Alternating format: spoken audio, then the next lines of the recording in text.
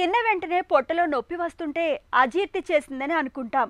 ఏదో చిట్కా వైద్యం చేసుకుంటాం. అజీర్తి బాధల్ని తగ్గించుకోవడానికి ప్రయత్నం చేస్తాం. కానీ తరచుగా తిన్న వెంటనే పొట్టలో నొప్పి మొదలవుతుంటే, అది కూడా బొడ్డు పైభాగంలో వస్తుంటే ఆలస్యం చేయకండి.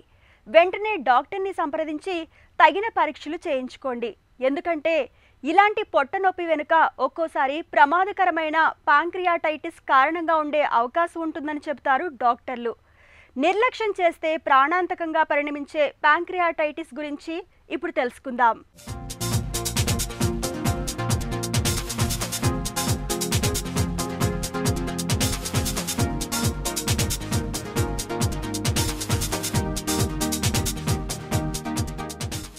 ఇదిగో ఇక్కడ కనిపిస్తున్నదే క్లోమగ్రంథి. మనం తిన్న ఆహారంలోని కొవ్వు పదార్థాలను జీర్ణం చేయడంతో పాటు కీలకమైన ఇన్సులిన్ హార్మోను స్రవించడం ద్వారా మన రక్తంలో షుగర్ లెవెల్స్ని ఎప్పుడూ చక్కటి సమతుల్యతలో ఉంచుతుంది. అయితే ఏ కారణంగానైనా ఈ క్లోమగ్రంథి నాళంలో అడ్డంకులు ఏర్పడినప్పుడు క్లోమరసం బయటకు రాకుండా లోపలే నిలిచిపోతుంది. ఇలాంటప్పుడు క్లోమగ్రంథిలో వాపు మొదలవుతుంది. క్లోమరసం లోపలే నిలిచిపోవడంతో క్లోమగ్రంథి తనకు తానే మెల్లమెల్లగా జీర్ణమవుతూ పోతుంది. క్లోమగ్రంథిలో వాపు అనేది ఉన్నట్టుండి అంటే అక్యూట్గా రావచ్చు, లేదా చాలా కాలంగా అంటే క్రానిక్గా ఉండొచ్చని చెబుతారు డాక్టర్లు. Pancreas is a very important organ in the abdomen అండి. ప్యాంక్రస్ మనం తినే ఏ ఫుడ్నైనా డైజెస్ట్ చేయగలిగే కెపాసిటీ ఉన్న ఎంజైమ్స్ ప్యాంక్రియాస్ రిలీజ్ చేస్తుంది. మనం తినే carbohydrates, fat, bones, mutton, chicken, what ever food you eat, the most important organ which releases all the enzymes is pancreas. amylase, lipase and రెండు enzymes release చేసి మన తినే ప్రతి ఫుడ్ని అది డైజెస్ట్ చేయడానికి హెల్ప్ చేస్తుంది. సెకండ్ ఇంపార్టెంట్ ఈజ్ ఇన్సులిన్ తయారు చేసే ఆర్గన్ కూడా ప్యాంక్రియాసే. సో మన డైజెస్టివ్ సిస్టంలో most important organ for digestion is pancreas. Pancreatitis అంటే స్వెల్లింగ్ అండి. మన వాపు, హెపటైటిస్ కానీ ఏదైనా చూసుకున్న సైనసైటిస్ కానీ, అంటే ఆ ఆర్గన్ వాపు వచ్చేసి అది వాపుగా స్వెల్లింగ్ అయిపోయి లావుగా అయిపోయి దానివల్ల సిమ్టమ్స్ వస్తే దాన్ని మనం ప్యాంక్రియాటైటిస్ అంటాం. అది రెండు రకాలుగా ఉంటుందండి.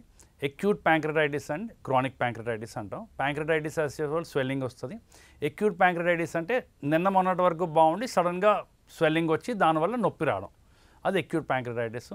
క్రానిక్ అంటే సంవత్సరాల తరబడి స్లోగా డ్యామేజ్ అయ్యి అందులో అంత స్వెల్లింగ్ ఉండకపోవచ్చు, కానీ దాని పేరు క్రానిక్ ప్యాంక్రియాటైటిస్ అని మనం పెడతాం అనమాట. ఎక్యూట్ ప్యాంక్రియాటైటిస్కి కామన్గా చూసుకుంటే ఆల్కహాల్, గాల్ బ్లాడర్లో స్టోన్స్, దాని తర్వాత హై ట్రైగ్లిసరైడ్స్, దాని తర్వాత కాల్షియం పెరిగిపోవడం, కొన్ని వైరల్ ఇన్ఫెక్షన్స్ వల్ల కానీ కొన్ని డ్రగ్స్ వల్ల కానీ, ఇది క్రానిక్ ఎక్యూట్ ప్యాంక్రియాటైటిస్కి రీజన్స్ అండి.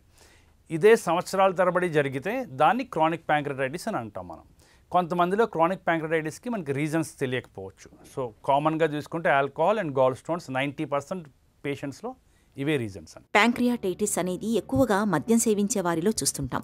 అలాగే గాల్ స్టోన్స్ ఉండి అవి పిత్తనాళం ద్వారా జారి క్లోమగ్రంథి నాళంలో అడ్డంకిగా మారినప్పుడు కూడా క్లోమగ్రంథిలో వాపు వచ్చే అవకాశం ఉంది.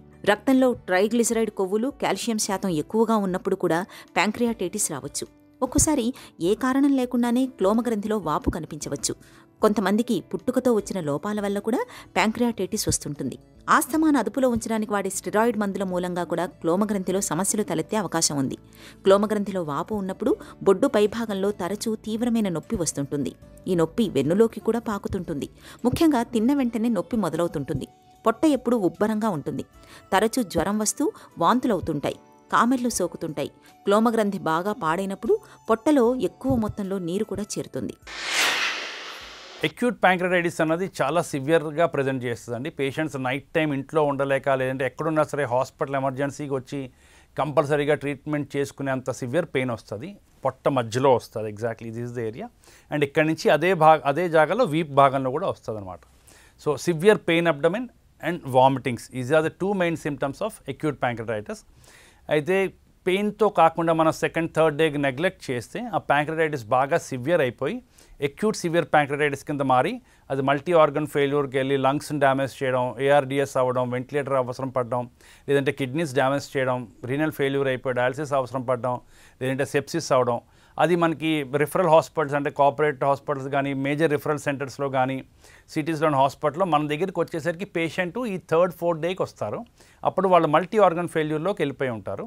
బట్ ఇనీషియల్గా సిమ్టమ్స్ అయితే మాత్రం అబ్డామినల్ పెయిన్ వచ్చి వామిటింగ్స్తో ప్రజెంట్ అవుతారండి. క్రానిక్ ప్యాంక్రియాటైటిస్ సేమ్ పెయిన్ ఉంటుంది, కానీ అది సంవత్సరాల తరబడి కొంచెం డల్ ఏకింగ్ పెయిన్గా ఉండడం ప్లస్ మాల్ న్యూట్రిషన్, ఈ ఎంజైమ్స్ గట్టా లేకపోవడం వల్ల వాళ్ళకి ఫుడ్ డైజెస్ట్ అవ్వకపోవడం, ఫ్యాట్ కానీ ప్రోటీన్ కానీ సరిగ్గా డైజెస్ట్ చేసుకోలేకపోవడం వల్ల మాల్ న్యూట్రిషన్ రావడం. మూడోది ఏమిటంటే షుగర్, డయాబెటీస్ వచ్చేయడం, ఇన్సులిన్ తగ్గిపోవడం వల్ల డయాబెటీస్. సో పెయిన్ అబ్డమెన్ సంవత్సరాల తరబడి ఉండి, మాల్ న్యూట్రిషన్, వెయిట్ లాస్ ఉండి డయాబెటీస్ వస్తే ఇది క్రానిక్ ప్యాంక్రటైటిస్ లక్షణాలు. అండ్ సివియర్గా అబ్డామినల్ పెయిన్ వచ్చి విపరీతంగా సడన్గా ప్రజెంట్ అయితే అది అక్యూట్ ప్యాంక్రటైటిస్ లక్షణం. డయాగ్నోసిస్ వన్స్ అగైన్ అండి, క్లినికల్ సిమ్టమ్స్ రాగానే అబ్డామినల్ పెయిన్తో వచ్చి పేషెంట్ ఆల్కహాల్ తీసుకున్నారు అంటే ముందు ఎప్పుడైనా గాల్ స్టోన్స్ ఉన్నాయి అలాంటి అనుకుంటే మనం సస్పెక్ట్ చేసుకుని వెంటనే బ్లడ్ టెస్ట్ పంపిస్తాం. ఎంఎల్ఏజ్, లైపేజ్ అని 2 బ్లడ్ టెస్ట్లు ఉంటాయి. సో దానివల్ల మనకు తెలుస్తుంది. సెకండ్ ఈజ్ సిటీ స్కాన్ అండి. CT scan is a very important test for diagnosing pancreatitis. అలాగే నాట్ ఓన్లీ డయాగ్నోస్, కాంప్లికేషన్స్ ఏమైనా ఉన్నాయా, వాటర్ చేరిపోతుంది, బ్లడ్ వెసల్స్ బ్లాక్ అవుతాయి. సో అక్యూట్ ప్యాంక్రటైటిస్లో చాలా కాంప్లికేషన్స్ వస్తాయి. సో అన్నిటికీ మనం సిటీ స్కాన్ చేసుకోవచ్చు. ఇనీషియల్గా తెలుసుకోవాలంటే అల్ట్రాసౌండ్ అబ్డమెన్లో కనిపిస్తుంది, but CT scan is the best test. తిన్న వెంటనే నొప్పి వస్తుండడంతో మనలో చాలా మంది పొట్టలో అల్సర్లు ఉన్నాయన్న భావనలో యాంటాసిడ్ మందులు వాడుతూ కాలం గడిపేస్తుంటారు. ప్యాంక్రియాటైటిస్ను నిర్లక్ష్యం చేస్తూ పోతే అది చివరికి మన పాలిట ప్రాణాంతకంగా పరిణమించే ప్రమాదం ఉంది. బొడ్డు పైభాగంలో తరచూ నొప్పి వస్తున్నప్పుడు ఆలస్యం చేయకుండా డాక్టర్ని సంప్రదించాలి. ఇలాంటప్పుడు సీరం ఎమలైజ్ అనే రక్త పరీక్ష ద్వారా క్లోమగ్రంథి పనితీరును తెలుసుకోవచ్చు. ఈ రక్త పరీక్షలో సమస్య ఉన్నట్లు తేలితే ultrasound scanning, CT scan, abdomen, ERCP అనే పరీక్షల సాయంతో క్లోమగ్రంథిలో వాపును నిర్ధారణ చేసుకోవచ్చు. ఒక్కోసారి వీటితో పాటు క్యాన్సర్ నిర్ధారణ పరీక్షలు కూడా చేయించుకోవాల్సి ఉంటుంది. 60-70% or 80%కి సిమ్టమాటిక్ మేనేజ్మెంట్ చేస్తే సరిపోద్దండి. పెయిన్ కిల్లర్స్ ఇవ్వడం, ఇంటెస్టైన్స్కి రెస్ట్ ఇవ్వడం, ఫ్లూయిడ్స్ పెట్టడం, అడిక్వేట్ హైడ్రేషన్ మెయింటైన్ చేసుకోవడం, దేనివల్ల వచ్చిందో అది కనుక్కోవడం. ఇప్పుడు ఆల్కహాల్ అంటే we have to stop it, gall bladder అంటే ఫ్యూచర్లో రాకుండా ఆపరేషన్ చేయించడం, ఈ ట్రైగ్లిసరైడ్స్ ఎక్కువ ఉంటే దానికి ట్రీట్మెంట్ పెట్టుకోవడం, కాల్షియం ఎక్కువ ఉంటే దానికి ట్రీట్మెంట్ పెట్టుకోవడం. అదొక 70-80%లో మనం ఇలా మేనేజ్ చేసేయచ్చు. బట్ చెప్పినట్టు ఇందాక మల్టీ ఆర్గన్ ఫెయిల్యూర్లోకి కానీ పేషెంట్ వెళ్తే మాత్రం వాళ్ళకి ఐసీయూ తీసుకెళ్ళి వెంటిలేటర్ సపోర్ట్ అయితే వెంటిలేటర్ సపోర్టు, లేదంటే డయాలసిస్ ఇలాంటివన్నీ అవసరం పడుతూ ఉంటాయండి. Supportive care, best supportive care is the treatment for pancreatitis. ఈ కొంతమందికి వాటర్ ఎక్కువ చేరిపోయి ఆ వాటర్ ఇన్ఫెక్ట్ అవ్వడం గట్రా జరుగుతూ ఉంటుంది. అది 4-6 వీక్స్ తర్వాత ఎండోస్కోపీ థెరపీ ద్వారా వాటర్ని మనం బయటికి తీయచ్చు. క్రానిక్ ప్యాంక్రటైటిస్లో mainly therapy is for pain reduction అండి. వాళ్ళకి నొప్పే ఎక్కువ ఉంటుంది. అంటే the pain is so severe and so long standing ఈ క్రానిక్ ప్యాంక్రటైటిస్ పేషెంట్స్ పెయిన్ కిల్లర్కి అలవాటు పడిపోయి అడిక్ట్ అయిపోతారు. సో వాళ్ళు ఆ మాత్ర లేకపోతే ఇంక ఉండలేనంత పరిస్థితికి అయిపోతూ ఉంటుంది.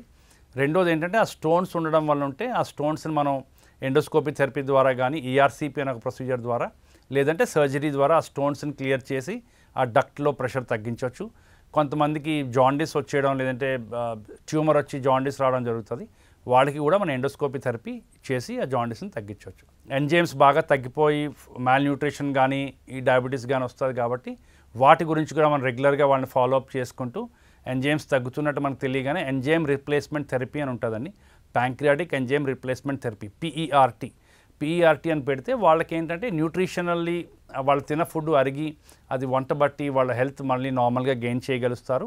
షుగర్ కోసం ఇన్సులిన్ అనేది అవసరం పడవచ్చు. లేటెస్ట్ ట్రీట్మెంట్లో ఎండోస్కోపీ థెరపీ అనేది ఒక లేటెస్ట్ ట్రీట్మెంట్ వచ్చిందండి. మనం అంటే సర్జరీ అవాయిడ్ చేస్తూ చాలా మట్టుకు ప్రొసీజర్స్ ఎస్పెషలీ క్రానిక్ ప్యాంక్రటైటిస్లో మనం ఎండోస్కోపీ ద్వారా చేయొచ్చు. సెకండ్ ఏంటంటే ప్యాంక్రియాటిక్ ఐలెట్ సెల్ ట్రాన్స్ప్లాంట్ అని ఒకటి వచ్చింది. వేర్ మనకి ప్యాంక్రస్ కంప్లీట్గా డిస్ట్రాయ్ అయిపోయిందని తెలిసినప్పుడు ఇన్సులిన్ రిక్వైర్మెంట్ చాలా ఎక్కువ ఉంటుంది. దాంట్లో మనం ప్యాంక్రియాటిక్ ఐలెట్ సెల్ ట్రాన్స్ప్లాంట్ చేస్తే ఆ ఇన్సులిన్ రిక్వైర్మెంట్ గట్రా తగ్గే అవకాశాలు ఉంటాయి. క్లోమగ్రంథిలో వాపు బాగా తీవ్రంగా ఉన్నప్పుడు పేషెంట్ని ఐసీయూలో ఉంచి చికిత్స చేయాల్సి ఉంటుంది. ఈ పరిస్థితిలో ఓవైపు యాంటీబయాటిక్స్ వాడుతూ మరోవైపు మనిషి నీరసించిపోకుండా లీటర్ల కొద్దీ ఫ్లూయిడ్స్ని ఎక్కిస్తుంటారు. మందులతో కూడా క్లోమగ్రంథిలో వాపు తగ్గనప్పుడు ఈఆర్సీపీ చేసి ప్యాంక్రియాటిక్ డక్టులో స్టెంట్ వేస్తుంటారు. క్లోమంలో రాళ్లు అడ్డంకులుగా ఉన్నప్పుడు సర్జరీ సాయంతో రాళ్లను తొలగించి క్లోమరసం వెళ్లడానికి వీలుగా కొత్త దారిని ఏర్పాటు చేస్తారు. ఒక్కోసారి క్లోమగ్రంథి మొత్తాన్ని తొలగించాల్సి ఉంటుంది.